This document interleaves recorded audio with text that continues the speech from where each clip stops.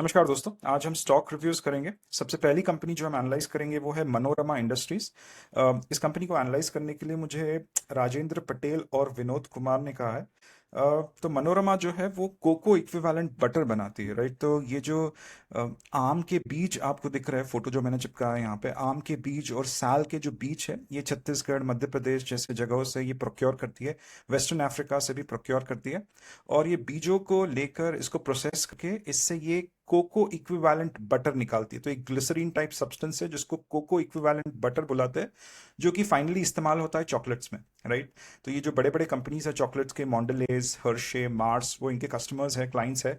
And L'Oréal भी इनका client है, क्योंकि कॉस्मेटिक्स में भी ये प्रोडक्ट इस्तेमाल होते हैं। तो लिपस्टिक में जो ग्रीसी सब्सटेंस लगता है आपको, वो एक्चुअली कोको इक्विवेलेंट बटर होता है, राइट। तो ये कंपनी काफी मोनोपोली कंपनी, अगर आप देखोगे ग्लोबली एक मोनोपोली कंपनी है। डोमेस्टिकली भी मुझे कोई इसका लिस्टेड कॉम्पिटिटर दिखा नहीं है ऐसे, राइट। तो 70% जो बिजनेस आता है वो इंटरनेशनल या एक्सपोर्ट से आता है। एंड यूएस वगैरह को सिर्फ 2-3% एक्सपोर्ट करती है, ज़्यादा से ज़्यादा एक्सपोर्ट रशिया, मिडल ईस्ट और टर्की को करती है। एंड इस कंपनी ने बहुत रिसेंटली अपना केपेक्स खत्म किया है, जुलाई 2024 में अपना केपेक्स खत्म किया है। और इनके सेल्स पिछले एक साल के जो है बहुत सॉलिड है, तो वो कहीं ना कहीं रिफ्लेक्ट हो रहा है इसके स्टॉक के चार्ट में भी। तो अगर आप स्टॉक चार्ट देखोगे पिछले एक साल का, बहुत कंसिस्टेंटली 200 डीएमए से ऊपर ये कंपनी रही है। तो काफी एक इनहेरेंट स्ट्रेंथ दिख रहा है इस कंपनी में। तो इसका फंडामेंटल एनालिसिस कर लेते हैं, राइट। तो स्मॉल कैप कंपनी है, मार्केट कैपिटलाइजेशन करीबन 8000 करोड़ का है, राइट। इसका पी जो है 55 का है। पी बाद में देखेंगे, मतलब वैल्यू है कि नहीं बाद में सोचेंगे समझेंगे, राइट। EPS growth is 254%। तो जो मैंने कहा कि उनका जो केपेक्स हुआ है जुलाई जुलाई 24 में, उसके बाद काफी अच्छा सेल्स आया है कंपनी में। Sales growth has been 94% for the last 1 year. EPS growth has been 254%, तो कोई इक्विटी डाइल्यूट नहीं की है। पिछले 5 साल का प्रॉफिट ग्रोथ, सेल्स ग्रोथ काफी डिसेंट है, 33%, 37%। तो मोटा मोटी समझ में आ रहा है कि ये ग्रोथ कंपनी है। This is a growth company, it's a good growth company. अब क्वालिटी है या नहीं देख लेते हैं बिजनेस मॉडल में। Operating profit margin is 19%। It has expanded from 14%। So for the last 5 years the operating profit margin was 14%, expand होकर 19% आया। और इसका सबसे बड़ा ये कारण है कि इसका जो 70% बिजनेस जो आ रहा है वो वैल्यू एडेड प्रीमियम प्रोडक्ट से आ रहा है। तो कहीं ना कहीं वैल्यू एडेड प्रोडक्ट्स बना रही है। और इसका बहुत इंपॉर्टेंट एक रीजन है कि कंपनी ने back end integration, front end integration दोनों किया है, ताकि वैल्यू एडेड प्रोडक्ट्स पे कंपनी एक end to end integrated company बन सके। जो भी अपना प्रोडक्ट्स बना रही है उस पर, तो वो कहीं ना कहीं रिफ्लेक्ट हुआ है ऑपरेटिंग प्रॉफिट मार्जिन में और obviously profit and sales growth में। तो कहीं ना कहीं इसको देख के लग रहा है कि अगर नेट प्रॉफिटेबिलिटी भी 14% है, तो बिजनेस में प्रॉफिटेबिलिटी है और कहीं ना कहीं प्राइसिंग पावर भी है। तो इसका ग्लोबल मोनोपोली मुझे कोई दिखा नहीं, आई मीन ग्लोबल कॉम्पिटिटर मुझे कोई दिखा नहीं। हो सकते हैं, बट दूसरे कंपनीज, दूसरे कंट्रीज के कंपनीज हो सकते हैं, इंडियन कंपनीज नहीं है, राइट। और डोमेस्टिकली भी मुझे कोई इसका कंपटीटर दिखा नहीं, राइट। क्वालिटी मुझे ठीक ठाक दिखी। मैं ठीक ठाक क्यों बोल रहा हूँ? क्योंकि मुझे ऑपरेटिंग प्रॉफिट मार्जिन सॉलिड दिखे। आरओई जो है 28% का ROE. ROE is nothing but how efficiently you use share holders equity, right. तो 16% का एवरेज आरओई था पिछले 5 साल का, तो और एफिशिएंटली इस्तेमाल कर रही है, because it is 28% for the last 1 year. ROC is 23%, so this is the profitability in the business, right. तो आरओई आरओसी अगर 20-25% के रेंज में या फिर उससे ज्यादा रहेंगे, तो मुझे लगता है कि एक सस्टेनेबल बिजनेस होता है वो, राइट। सिर्फ इसमें एक रेड फ्लैग है, एक, मतलब अभी तक की जो क्वालिटी की कहानी मैंने बताई, जो कि काफी अच्छी कहानी लग रही है, उसमें सिर्फ एक दिक्कत है कि इसका सीएफओ टू एबिटा जो है वो काफी कमजोर है। सीएफओ टू एबिटा अगर 0.8 के नीचे रहा, यहाँ पे तो -0.5 है, तो काफी काफी ज्यादा कमजोर है। और इसका मुख्य कारण ये है कि ये जो बीज होते हैं ये काफी सीजनल होते हैं, तो कंपनी को इन्वेंट्री बहुत स्टैकअप करनी पड़ती है, राइट। और उसके लिए उसको वर्किंग कैपिटल की भी जरूरत होती है, क्योंकि जो उसके बड़े क्लाइंट्स है उसको सही वक्त पे पैसा नहीं देते। तो अगर आप डेट टू इक्विटी देखोगे तो 1.04 है। तो मेरा अगर डेट टू इक्विटी 0.5 से रहा, ज़्यादा रहा, तो it makes me very inconvenient about the company. But 90% जो डेट है वो वर्किंग कैपिटल डेट है, और वो मुख्यतः इसके वजह से आ रहा है कि कंपनी को बहुत ज़्यादा इन्वेंट्री स्टैकअप करनी पड़ रही है, राइट। तो ग्रोथ पे तो अच्छी ग्रोथ कंपनी लग रही है। क्वालिटी पॉइंट ऑफ व्यू से मुझे एवरेज लगी। और ये सीएफओ टू एबिटा वाली बात थी, इसको एक एवरेज बना रही है। तो अब देख लेते हैं इसका वैल्यू क्या है, कंपनी ने प्रोजेक्शंस क्या दी है। तो गाइडेंस 25 to 30% का ग्रोथ का, सेल्स ग्रोथ का गाइडेंस दिया है। तो मैंने सारे नंबर्स की इन कर दिए। मुझे ईपीएस ग्रोथ 46% का दिख रहा है एट अ पेग ऑफ 1.1। तो EPS of 46 is a fantastic EPS. और पेग 1.1 मैं कहूंगा एक मॉडरेटली वैल्यूड कंपनी नहीं है, कंपनी है। ओवर वैल्यूड नहीं है, अंडर वैल्यूड नहीं है, फेयरली वैल्यूड। नॉर्मली पेग जब 1 रहता है तो बोलते हैं 1, 1.1, 1.3 तक जब रहता है तो उसको मॉडरेटली वैल्यूड कंपनी ही बोलेंगे। थोड़ा सिमेंटिक्स है यहाँ पे। तो मुझे ठीक कंपनी लगी, ये ग्रोथ अच्छा है इस कंपनी में, क्वालिटी भी अच्छी खासी है, right. And forward integration, backward integration कर रही है, कुछ ज़्यादा रिस्क नहीं है। जो भी रिस्क है वो क्लाइमेटिक रिस्क है कि यार सीजनलिटी में कुछ प्रॉब्लम हो जाता है, तब जाके थोड़ा रिस्क आ जाता है। बट कंपनी काफ़ी ज़्यादा अपना रॉ मटेरियल जो है, वो जो बीज जिनकी हमने बात की, वो स्टैकअप कर रही है। तो ऑलरेडी इन्वेंट्री कॉस्ट इसका काफ़ी ज़्यादा है और डेट है कंपनी के बैलेंस शीट पे, राइट। तो वर्किंग कैपिटल डेट है, शॉर्ट टर्म डेट है। मुझे लगता है कि अगर आपके पोर्टफोलियो में ये कंपनी ऑलरेडी है तो मुझे लगता है कि अच्छी कंपनी है। I mean in the last 1 year this company has made money for you, right. इसका सेकंड लेवल एनालिसिस हो सकता है, इसको और अच्छी तरह से पढ़ सकते हैं। मुझे एक इंटरेस्टिंग कंपनी लगी, राइट। एक्सपोर्ट्स भी यूएस वगैरह को तो नहीं है, तो टैरिफ वैरिफ का कुछ झंझट नहीं लगेगा। तो this is a decent company, Manorama industries. So सिर्फ हाईलाइट कर देना चाहता हूँ कि मैं सेबी रजिस्टर्ड एनालिस्ट नहीं हूँ। Whatever videos that I am preparing, these are level 1 educational videos. आप जब भी कोई कंपनी में इन्वेस्ट करोगे तो खुद अपना रिसर्च कीजिए, लेवल 2 रिसर्च कीजिए, या फिर कोई एक इन्वेस्टमेंट एडवाइजर जो होते हैं, ये सेबी रजिस्टर्ड लोग जो होते हैं, उनके पास जाकर आप उनसे थोड़ा मार्गदर्शन लीजिए। So next company is protean e governance. तो जो 90% ऑफ पैन कार्ड्स जो सर्कुलेशन में है अभी, उनको इशू किया है प्रोटियन ई गवर्नेंस ने, राइट। तो इंडिया का जो टेक स्टैक है, जो आधार का जो टेक स्टैक है, तो फॉर एग्जांपल आप, मुझे पता है जब 2007-8 में जब मैंने अपना डीमैट अकाउंट खोला था तो करीबन 15 दिन लग गए थे, बहुत सारे डॉक्यूमेंट्स देने पड़े थे। बट अगर आप अभी जाके कोई भी डीमैट अकाउंट खोलोगे, पिछले 5 सालों में जो भी डीमैट अकाउंट खोलोगे, राइट, बहुत आसानी से एक एक स्टेप क्लियर हो जाता है और एक दिन में सारे डॉक्यूमेंट्स एक तरह से आप सबमिट करके डीमैट अकाउंट खोल सकते हो। कहने का अर्थ ये है कि जो आधार का टेक स्टैक बनाया है उसके ऊपर बहुत सारे फिनटेक कंपनीज ने अपने एपीआईज काइंड ऑफ इंटीग्रेट किए, जिसकी वजह से बहुत एक सीमलेस तरीके से हम डीमैट अकाउंट्स खोल सकते हैं। जो भी हमें ना रेगुलेटरी जो भी चीज़ें हैं वो क्लियर हो जाती है आसानी से, राइट। तो ये आधार का टेक स्टैक बनाने वाली कंपनी है प्रोटियन ई गवर्नेंस, राइट। तो PAN cards, 90% of the PAN cards which are in circulation right now have been issued by Protean e governance. मुझे एक, मेरे पैन कार्ड में कुछ एक गलती हो गई थी, मेरे को कुछ चेंजेस करने थे अपने नाम में, राइट। तो मैंने इस कंपनी को रीच आउट किया था और एक बहुत मिनिमल कॉस्ट में 210 रुपए में एक तरह से मेरा जो भी डिटेल्स है अपग्रेड किए। तो एक तरह से B2C कंपनी है, मेरे जैसे लोगों को अपने पैन कार्ड और आधार कार्ड अपग्रेड करके देती है। और एक B2B कंपनी भी है ये, क्योंकि जो बड़े फिनटेक कंपनीज, बैंक कंपनीज जिसके साथ इंटीग्रेशन होते हैं, जो टेक लेयर पे अपने जो भी एपीआईज एक तरह से फिट करते हैं, राइट, अपने एप्लीकेशंस फिट करते हैं वाया एपीआई इंटीग्रेशंस, उनके साथ भी ये कंपनी काम करती है, राइट। तो बहुत अच्छी कंपनी है ये प्रोटियन ई गवर्नेंस। इसमें बहुत कुछ बुरा हुआ है वो बात अलग है, राइट। जो ना अपना नेट नेशनल पेंशन स्कीम है, एनपीएस, उसका भी पूरा रिकॉर्ड कीपिंग इस कंपनी ने किया है, राइट। तो ये सारे जो फोटोज है पैन के, एनपीएस के, टिन टैक्सेशन आइडेंटिफिकेशन नंबर पे भी ये कंपनी एक तरह से, जो टैक टिन नंबर जो इशू होता है आपको जो मिलता है, that is what I mean this company is kind of, कहने का अर्थ ये कि एक बहुत सॉलिड टेक स्टैक इस कंपनी ने बनाया है इंडिया के लिए, राइट। बट दिक्कत क्या हो गई है कि पिछले 1 साल में इस कंपनी का जो स्टॉक प्राइस है वो पूरा नीचे कोलैप्स किया है। तो इस कंपनी को मुझे बहुत बार रिव्यू करने के लिए आलेख अग्रवाल ने कहा है। आलेख, मुझे लगता है कि कंपनी आपके पोर्टफोलियो में, that's why you have asked me to review this company 3 to 4 times. तो थोड़ा मैं उस पर भी आऊंगा कि ये पोर्टफोलियो में रहे तो अच्छी बात है, खराब बात है। बट इस कंपनी का स्टॉक प्राइस जो है ना पिछले 1 साल में, वो बहुत एक तरह से कोलैप्स किया है बुरी तरह। बट ना ये, अगर आप, मैं इसका 3 इयर्स का स्टॉक प्राइस का डेटा निकालता हूँ तो ये लिस्ट काफ़ी रिसेंटली हुई, आई थिंक दिसंबर 2023 में लिस्ट हुई। और तब एक मैसिव टेलविंड था, तो बुल मार्केट चल रहा था, तो लोगों ने कहा कि डिजिटल इंडिया का एक मैसिव टेलविंड है, जिसकी वजह से ये स्टॉक प्राइस बहुत ऊपर चला गया, राइट। और अगर आप देखोगे, एक बहुत हाई पी कंपनी बन चुकी थी, इसका पी एक वक्त में 100 पे एक तरह से क्लॉक कर रहा था, और अभी पी रिड्यूस होकर करीबन 30 पे आया। So P at one point of time was almost 100 over year, and now it is 30, right. तो एक बहुत मैसिव टेलविंड था, एक बुल मार्केट थी, एक टेलविंड था, जिसमें लोग कह रहे थे कि ये डिजिटल इंडिया का एक सबसे बड़ा थीम यहाँ पे चल रहा है प्रोटियन ई गवर्नेंस में, और ये कंपनी जो है पैन कार्ड पे काम कर रही है, टिन पे काम कर रही है, जो एनपीएस का जो भी रिकॉर्ड कीपिंग है वो कर रही है। तो ये एक बहुत ज़बरदस्त कंपनी, और ज़बरदस्त कंपनी है भी है एक्चुअली।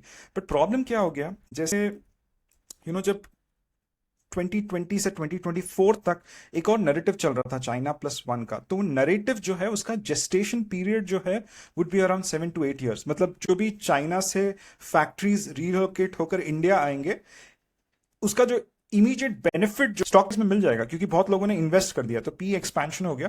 बट प्रॉफिटेबिलिटी जब तक नहीं आएगी तो स्टॉक प्राइस वहां पे टिकेंगे नहीं। तो इसका भी, इस कंपनी का भी शॉर्ट टर्म में स्टॉक प्राइस बहुत ऊपर चला गया, बट वो ईपीएस ग्रोथ उस तरह से हुआ नहीं। ईपीएस ग्रोथ क्यों नहीं हुआ? क्योंकि the gestation period for ONDC, the gestation period for agri stack, वो करीबन 3 से 5 साल का है, राइट? तो बहुत सारे इन्वेस्टर्स ने ये टेलविंड भांप लिया कि यार ये डिजिटल इंडिया का टेलविंड है, इस कंपनी ने आधार का टेक स्टैक बनाया है और ना पैन कार्ड इशू कर रही है, तो ये ओएनडीसी का भी फटाफट एक काम करके इसके प्रॉफिटेबिलिटी में रिफ्लेक्ट होगा। या फिर ये एग्री स्टैक जो बना रही है, बहुत सारे स्टेक होल्डर्स, फार्मर्स वगैरह को एक तरह से एक प्लेटफॉर्म पे लेके आ रही है, तो वो रिफ्लेक्ट हो जाएगा उसके प्रॉफिटेबिलिटी में। तो बहुत सारे लोगों ने पैसा लगा दिया और स्टॉक प्राइस ऊपर गया, बट वो प्रॉफिटेबिलिटी में जो भी नए इनिशिएटिव्स थे वो रिफ्लेक्ट नहीं हुए, क्योंकि जो लेगेसी इनिशिएटिव्स है पैन वगैरह का, उसका ग्रोथ करीबन 7-8% का है, तो उसका ग्रोथ ऑलरेडी कंपनी को मिल चुका है। बट जो नए इनिशिएटिव्स है, राइट, ओएनडीसी के या फिर एग्रीस्टैक के, वो अभी तक फ्रुक्टिफाई नहीं हुए प्रॉफिटेबिलिटी में। इसलिए अगर आप इसका सेल्स ग्रोथ, प्रॉफिट ग्रोथ देखोगे तो बहुत एवरेज है,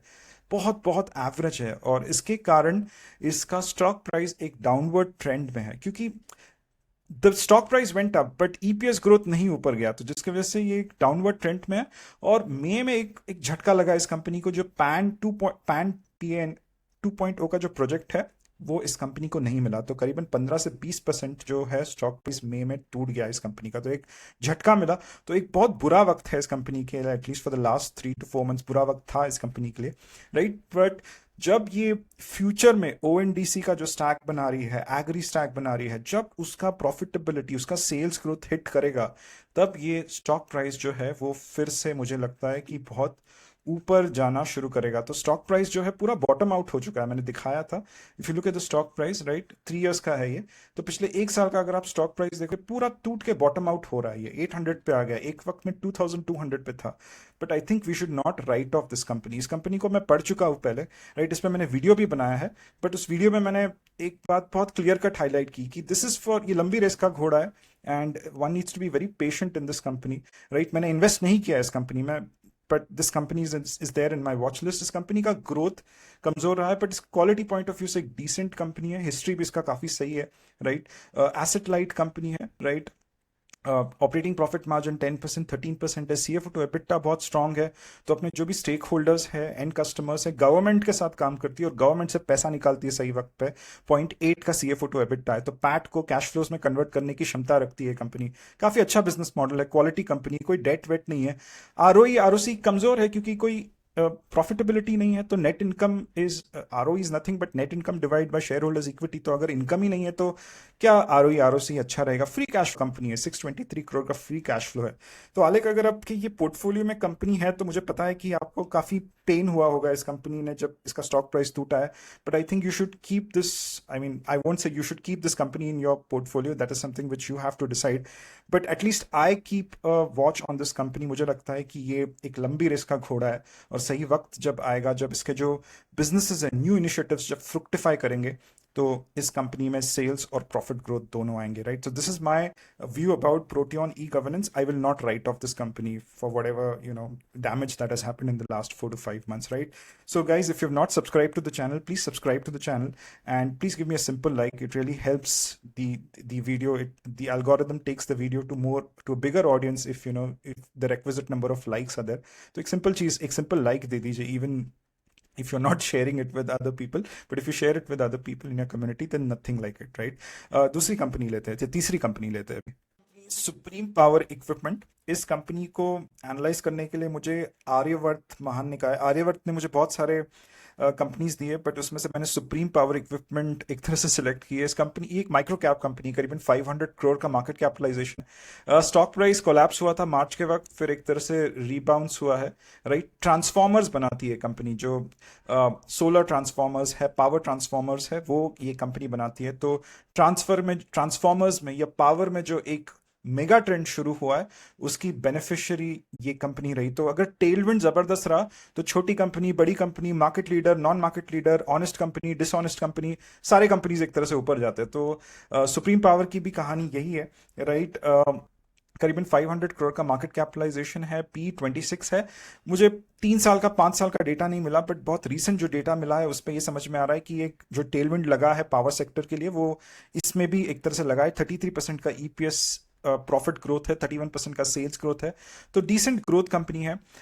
कमोडिटाइज प्रोडक्ट है ट्रांसफॉर्मर्स। राइट, तो सबसे जो बड़ा एक रिस्क है ट्रांसफॉर्मर इंडस्ट्री में या ट्रांसफॉर्मर कंपनीज में, कि ये जो हर किसी ने केपेक्स किया है, एंड एक सप्लाई ग्लट कहीं ना कहीं तैयार हो सकता है अगले 1.5 से 2 सालों में। राइट, तो कमोडिटाइज प्रोडक्ट है, प्राइसिंग पावर नहीं होता है ट्रांसफॉर्मर्स में। कमोडिटाइज प्रोडक्ट है, organised market, unorganised market transformers बनाते हैं। राइट, और बहुत ज़बरदस्त सप्लाई आई है, क्योंकि हर किसी ने केपेक्स किया है, तो सप्लाई ग्लट हो सकता है, जिसकी वजह से प्राइसिंग पावर जो है वो और टूट सकता है। राइट, तो इस कंपनी का भी आरओई आरओसी ठीक है, तो क्वालिटी पॉइंट ऑफ व्यू से भी कंपनी ठीक ही लग रही है। पिछले 1 साल का data quality point of view से ठीक ही लग रहा है, ग्रो पॉइंट ऑफ व्यू से भी ठीक लग रहा है। सीएफओ टू एबिटा कमजोर है, क्योंकि कंपनी गवर्नमेंट्स के साथ काम करती थी, अब धीरे धीरे प्राइवेट कंपनीज के साथ काम कर रही है, क्योंकि गवर्नमेंट पैसा सही वक्त पे नहीं देता है, तो थोड़ा प्राइवेट कंपनीज के प्रति झुकाव है। पावर ट्रांसफॉर्मर से पिवट होकर थोड़ा सोलर ट्रांसफॉर्मर्स बना रही है, क्योंकि सोलर रिन्यूएबल में वगैरह एक टेलविंड और जबरदस्त दिख रहा है। तो डेट टू इक्विटी 0.2 है, ज्यादा कुछ डेट टू इक्विटी नहीं है, but I think it's a highly competitive sector. This is not a market leader, there are multiple companies out there which have given excellent returns in the transformer industry, टैरल वगैरह, Voltamp, right, बहुत सारे companies है। But you know, इसमें supply glut मुझे आने की आशंका लग रही है, क्योंकि कोई दिक्कत नहीं दिख रहा है कंपनी में ऐसा कोई। क्वालिटी पॉइंट ऑफ व्यू से, ग्रोथ पॉइंट ऑफ व्यू से, अगर आप वैल्यू भी देखें तो 1.3 का पेग है for an 18% EPS growth, which is not a bad EPS growth. But एक कहीं ना कहीं ऑर्डर बुक भी सही है, 167 करोड़ की ऑर्डर बुक है, बट आई थिंक एक सप्लाई ग्लट आ सकता है, जिसकी वजह से प्राइसिंग पावर टूट सकता है ऐसे कंपनीज का। And I think the bull run in transformers is behind us. तो वैसे कंपनीज अभी 3x 4x 5x नहीं बनेंगे जैसे बने थे पिछले 3-4 सालों में। मार्जिनल अपसाइड रहेगा, ग्रोथ रहेगा 10% 15% का, बट कुछ ऐसा ज़्यादा कुछ तोड़ नहीं होने वाला है सुप्रीम पावर में। तो अगर आर्यवर्त आपके पास दूसरे ऑप्शन है, मतलब ट्रांसफॉर्मर्स में इन्वेस्ट करना ही है, या फिर रात को नींद नहीं आएगी अगर ट्रांसफॉर्मर सेक्टर में इन्वेस्ट नहीं किया, तो मुझे लगता है कि आपको दूसरे कंपनीज देखने चाहिए। बट अगर आपके ये पोर्टफोलियो में है तो ठीक है, जब तक चल रहा है तब तक चल रहा है। मेरा ये पॉइंट ऑफ व्यू रहेगा इस। तो the next company that we discuss is Baazar style retail, and this company has been asked for a review by prosperous Abhijit. तो अभिजीत, आई आई होप कि आपके पास बहुत सही रीजंस है इस कंपनी, अगर आप इस कंपनी में इन्वेस्टेड है तो you, I hope you have the right reasons for investing in this company, क्योंकि मुझे एक भी सही कारण नहीं लगा कि इस कंपनी में इन्वेस्ट क्यों करना चाहिए। राइट, तो इसमें ना ग्रोथ है ना क्वालिटी है, और वैल्यू इसका 137 है। तो पी जो है इस कंपनी का 137 का पी है। Right, if you look at the P it is 137। Growth वगैरह तो कुछ है ही नहीं, मतलब ये एक रिटेल कंपनी है। तो थोड़ा बिजनेस के बारे में बता देता हूँ। रिटेल कंपनी है, कपड़े बेचती है, गारमेंट्स कंपनी है, अपैरल कंपनी है, रिटेल कंपनी है। जैसे V2 रिटेल है, विशाल मेगा मार्ट है, वैसे ही बाजार रिटेल एक रिटेल कंपनी है। और ये उड़ीसा और बंगाल में काफ़ी ज़्यादा इसके ऑपरेशंस बोलते हैं ना हो रहे हैं, मतलब ऑपरेशनली स्ट्रॉन्ग स्टेट्स जो है इसके उड़ीसा और बंगाल है। राइट, ग्रोथ पे जीरो है, कुछ है ही नहीं इसमें। बिजनेस मॉडल भी कुछ ऐसा तगड़ा है नहीं इसका। सीएफओ टू एबिटा 0.5 है। सस्टेनेबिलिटी पे आरओई 7 है, आरओसी 7 है। मुझे कुछ दिख नहीं रहा है इस कंपनी में frankly speaking, except for the fact कि इसमें ना काफी ज्यादा डीआईआईज ने इन्वेस्ट किए। काफी सरप्राइज हूं मैं कि बंधन के स्मॉल कैप फंड ने इन्वेस्ट किया है, HSBC, HDFC, इसमें रेखा झुनझुनवाला इन्वेस्टेड है। बट इसके बिजनेस में मुझे कुछ दिख नहीं रहा है। राइट, करीबन 148 करोड़ का फ्रेश इशू था, आईपीओ रिसेंटली किया है, जिसमें से ज्यादा पैसे एक तरह से पुराने पाप, जो फिर debt related, working capital related पाप जो है, जो इकट्ठा हुआ थे बैलेंस शीट पे, उसको क्लियर करने में लग गया है। प्रमोटर्स ने भी अपना स्टेक्स बेचा है। तो कुछ ऐसा है नहीं, मतलब प्रोडक्ट कॉन्सेंट्रेशन रिस्क बहुत ज्यादा है। 90% कपड़े बेच के ही पैसा कमाती है, जनरल मर्केंडाइज कुछ बेचती नहीं है। And you know all these DIIs have invested in this company. I really don't know why. I hope they have a very good reason to invest in companies like this, but I do not see a lot of growth in companies like this, frankly speaking, क्योंकि कुछ है ही नहीं। क्या parameter पे growth आएगा? Growth होना चाहिए, quality होना चाहिए, कुछ तो होना चाहिए ना, वैल्यू होना चाहिए। वैल्यू भी 137 का पी है, राइट? तो स्टॉक प्राइस भी कुछ है नहीं इसका, ठीक ठाक स्टॉक प्राइस है, फ्लैट ही रहा है, right? I don't see a lot of growth in the company. So Abhijit, आप देख लीजिए, if this is in your portfolio, you need to reevaluate why you're holding this company. If it is not in your portfolio, then well and good. The next company is Indegene। और इंडिजीन जो है, इसका stock price मैं दिखा देता हूँ, फिर इसका बिजनेस मॉडल पे आऊंगा। काफ़ी रिसेंटली लिस्टेड कंपनी है ये, सितंबर 2024 में लिस्ट हुई है और कुछ हुआ नहीं है। तो चार्ट्स अगर आप देखोगे, काफ़ी फ्लैटिश एक तरह से ग्रोथ रहा है इस कंपनी का, राइट? और उसके भी कारण है, ये फ्लैटिश ग्रोथ क्यों रहा है इस कंपनी का। और बेसिकली अगर आप देखो, ये कंपनी क्या करती है कि जो फार्मास्यूटिकल के प्रोडक्ट्स होते हैं या फिर मेडिकल डिवाइसेस भी जो होते हैं, उनका गो टू मार्केट एक तरह से प्लान करती है। तो लेट्स से एक फार्मास्यूटिकल कंपनी है जिसने ड्रग डेवलपमेंट किया है, सब कुछ किया है। Now it wants to plan the go to market, कि किस तरह मुझे ये प्रोडक्ट या ड्रग जो है मुझे लॉन्च करना है। फिर ये मेडिकल डिवाइस कंपनीज जो होते हैं यूएस में, इंडिया में, उनको ये लॉन्च करना होता है कि एक मार्केट में, एक नए मार्केट में। तो उसका गो टू मार्केट है, उसका सेल्स, मार्केटिंग, बहुत हद तक जो दूसरा एडमिनिस्ट्रेटिव काम जो है फार्माको विजिलेंस का, ड्रग डिस्कवरी में, वो भी कंपनी एक तरह से मदद करती है। But predominantly go to market एक तरह से डिजाइन करती है फार्मास्यूटिकल प्रोडक्ट्स का, राइट? तो इस कंपनी का 33% बिजनेस जो है वो नॉर्थ अमेरिका या फिर यूएस से आता है, करीबन 16% बिजनेस ईयू से आता है, सॉरी 66% बिजनेस नॉर्थ अमेरिका से आता है, यूएस से आता है, 33% ईयू से आता है, सिर्फ 1% बिजनेस इंडिया से आता है, राइट? इसके टॉप 10 क्लाइंट्स करीबन 65% कॉन्ट्रीब्यूट करते हैं। एंड 93% जो बिजनेस है फार्मा कंपनी से आता है, कुछ एक 7-8% मेडिकल डिवाइसेस कंपनी से आता है, राइट? तो ये प्रिडोमिनेंटली एक यूएस एंड ईयू मार्केट की कंपनी है, राइट? एंड इंडिया में इसके ऑफिसेस है, सारी जगह ऑफिसेस है, बहुत जगह पे ऑफिसेस है इस कंपनी के, राइट? टोक्यो, लंदन, जहाँ पे भी आप, जो मेजर फाइनेंशियल डिस्ट्रिक्ट्स हैं, मेजर फाइनेंशियल सिटीज़ हैं, वहाँ पे इस कंपनी के ऑपरेशंस है, राइट? थोड़ा मैं कंपनी के बारे में बात कर लेता हूँ, फंडामेंटल्स के बारे में। तो 14,000 करोड़ का मार्केट कैपिटलाइजेशन है। काफ़ी डिसेंट ग्रोथ दिया है इस कंपनी ने अभी तक, राइट?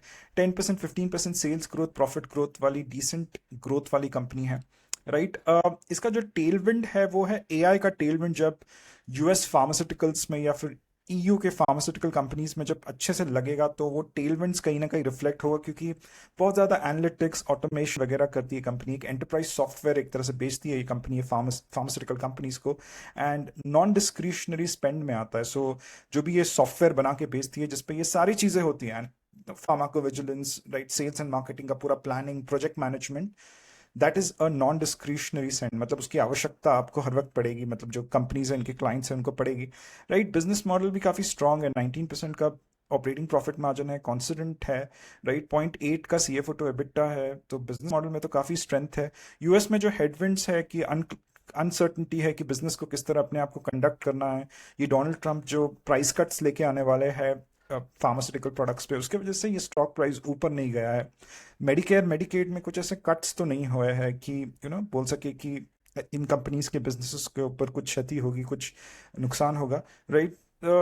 ये जो अनसर्टनिटी है यूएस में, उसके कारण ये स्टॉक ऊपर नहीं गया, बट ये stock growth point of view से एक अच्छा स्टॉक है, क्वालिटी पॉइंट ऑफ व्यू से भी एक अच्छा स्टॉक है, राइट? ROE ROC 20-25% का है, कोई डेट नहीं है बैलेंस शीट पे, CFO टू एबिटा बहुत स्ट्रांग है, प्राइसिंग पावर दिख रहा है ऑपरेटिंग प्रॉफिट मार्जिन में, तो एक बहुत बढ़िया स्टॉक है, अच्छा स्टॉक है, अच्छी कंपनी है। पी भी जो है काफ़ी रीजनेबल है, 32 का पी है for an EPS growth of 15%, बहुत अच्छा ईपी है। मुझे मुझे इसमें ग्रोथ दिखा, मुझे इसमें क्वालिटी दिखी, और मुझे इसमें वैल्यू भी दिखा। कंपनी ने कोई, मैनेजमेंट ने कोई गाइडेंस नहीं दिया इस कंपनी का, राइट? कुछ फ्यूचर गाइडेंस, जो हेडविंड्स है वो अनसर्टेनिटी इन द यूएस बोल के उन्होंने एक हडल बताया है, बट आई थिंक ये काफ़ी एक सॉलिड कंपनी है, इसको वॉच लिस्ट में रख के ट्रैक करना मुझे लगता would be a good thing, right? तो this was a brief about the companies that we had to discuss. If you want me to take up some other companies, please mention in the comment section. Thank you very much for your time, take care, bye bye.